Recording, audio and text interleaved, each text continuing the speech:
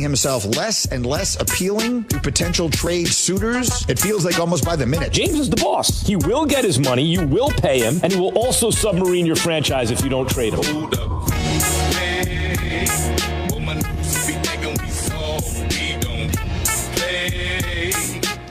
Keyshawn, J. Will, and Zubin on ESPN Radio, the ESPN app, and just tell your smart speaker to play ESPN. Merry Christmas to everyone. It is Christmas Eve. We are holding it down in a very robust red. Robust? You hit me with that is cold. Robust red onesie this morning. For those on a radio that can't see us, this is my worst nightmare come true. A Christmas holiday, what would you say, ritual of ours? Yes.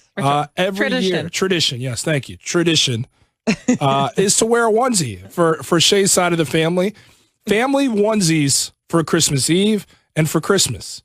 And never did I think we'd make it on the national airwaves where I'd be wearing that very same onesie. But here we are. Here we are. And yes, robust is probably the best way to describe this red onesie. I'm Shay Cornett. He is Jordan Cornett. Of course, we're filling in for Keyshawn, J. Will, and Zubin. Don't use my government name. Not right now. I don't want people to identify me like We're just, trying to keep it loose and have a little fun because it is what Christmas this is Eve. Not is loose. This is not loose. It'll get looser throughout the day. I told me to sustain it now all the way till tomorrow, until tomorrow night. So it's going to be the smelliest, robust red onesie you ever see. All right, we're presented by Progressive Insurance, and all guests join us on the Shell Pennzoil Performance Line. So we're asking you today, because it is Christmas Eve, what's the best gift that your team has ever given you? The phone number is 888-729-3776. It's 888-SAY-ESPN. That's 729-3776. You can also hit us up on Twitter. It's at KJandZ. I'm at Shay Pepler. He's at he's at Jordan Cornett. Tell us, what is the best gift that your team has ever given you? You can be a part of Keyshawn, J. Will, and Zubin Nation on the Dr. Pepper Twitter feed. We're asking you today, again, what is the best gift that your team has ever gave you? ESPN Nation is presented by Dr. Pepper. The college football season's winding down, and so is your favorite Dr. Pepper loving college football town, Fansville. Head to a store near you to treat your inner college football fan to an ice cold 20-ounce Dr. Pepper today. Okay, sports. Let's get to it. It is the holidays, but we do need to talk a little bit of sports. So yesterday, we got the unfortunate news that day 2 in the NBA was already going to be thrown for a little bit of a loop. Rockets and Thunder was postponed. It was scheduled for Wednesday night, and it has been postponed as Houston did not have the league required 8 players to proceed with the game. The NBA said 3 Rockets players had returned tests that were either positive or inconclusive, and then you've got contract tracing. You also have an injury to the team, so they just didn't have enough guys to go.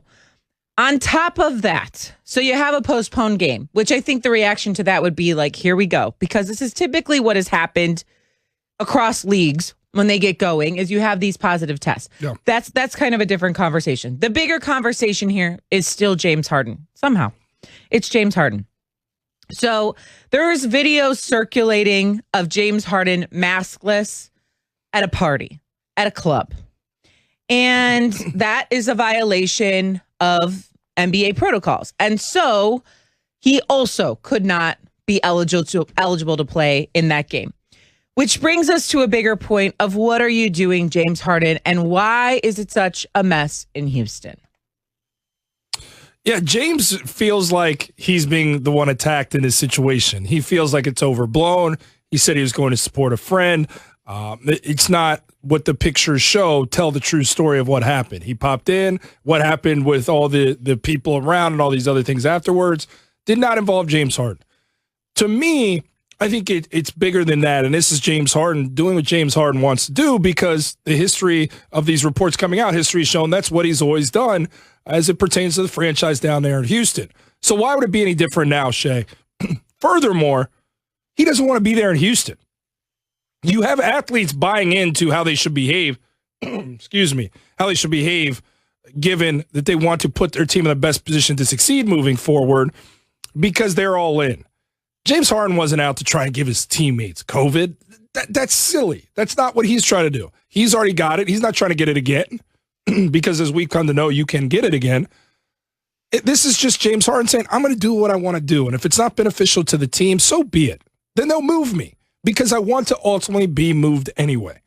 So to me, it feels like this is just one story of several that are going to snowball with James, his discontent, not wanting to be there, not being invested, to the point where the backs of Rockets management is going to be up against a wall where they say, where can we move him? Yeah, you want to get value out of moving James Harden, obviously, max value out of it. They're going to have to find it soon because now James is annoyed even further by this story. You already have the issues that you're here are going on there early on. He's throwing balls at rookies. He's doing these things. He's pouting. It's going to get uglier. And this is just the tip of the iceberg to me, honestly. Such a brat. Like, it's just, look. You don't say that. You all know him. Like, don't Jordan. It's Christmas Eve. Jordan, I'm sorry. You can proceed how you want to proceed. But, like, the constant attitude, poutiness, not getting my way stuff, like, I'm not here for it. I don't like when you do it. I don't like when kids do it. Hey, I don't like when anybody Hold on, does. I ain't hanging out with strippers. That's not what I said. I said poutiness. No, where did what stripper would want to hang out with me? Looking word? like this. Look at me. I'm in a onesie. You don't have to worry about me and other women. You kidding me? Like a fool over I'm here. going to make you just wear that thing around forever. Damn fool. Anyways, and I don't understand James Harden's thought process. Look, if you're aggravated and you don't want to be on the Rockets, that's fine. That's your prerogative. You want to make a choice in life to move somewhere else, that's your prerogative. But what I don't like is you are a face of the NBA. Whether you like it or not, the beard is very well known internationally. Care. That's fine. I care. As someone who watches the NBA, I care that you're going out acting reckless, like pretending like you don't want to be somewhere, rolling your eyes, throwing balls at rookies, like have better places to be during a press conference, going out and violating protocols when you're a face of not a franchise, an entire organization that's a billion-dollar organization and it's international. I have a problem with that. I'm annoyed by it. Enough's enough with James Harden. Like, come on, let's start acting like an adult a little bit here. And you know what the worst part probably is now, too, Shay? Is there's always been another star there with James for the most part during this ride, where at least there's some sort of leader there alongside him, whether it's Russ, whether it's CP3. Now it's just him. So in this time where you need discipline, you need focus, you must be patient. You got to believe that there's light at the end of the tunnel through what's going to be a marathon season despite no fans, COVID protocols. It's going to be long and difficult. For the guys on the roster, they're going to have to rally around some sort of leader to believe there's a vision and approach to the season. Now, the Rockets aren't a team that are contending for a title this year, but they're going to be playing a whole season of basketball and trying to think postseason for certain. When your leader is this uninvested, good luck. Like, good luck. There's no way James Harden's on this roster much longer. He just can't be. You can't have your best player, your leader, starting off the season like this. There's been multiple reports of issues. This is the latest one. They haven't played a regular season game yet. You got to move James Harden. You got to find a way.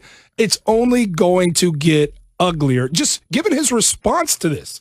You're trying to drag my name. Real ones always prevail. Like, you're not going to get me. Like the biggest eye roll. But I'm saying that's where it's at, and it's only going to get uglier. You think this guy's going to be a rah-rah guy in the locker room, rally around me? It's so I don't even think he's going to play good basketball. I don't even think he's going to play great basketball. Like, no matter what, he's going to go out there and give you 50 usually. I don't think he's even interested in going out there and really giving you 50. I don't think he's going to want to play for this team at all. I think it's going to get way uglier. I do.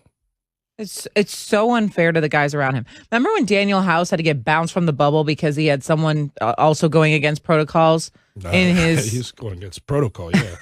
yeah. And remember how frustrated Rockets fans were, his teammates were. Ultimately, they ended up losing that series.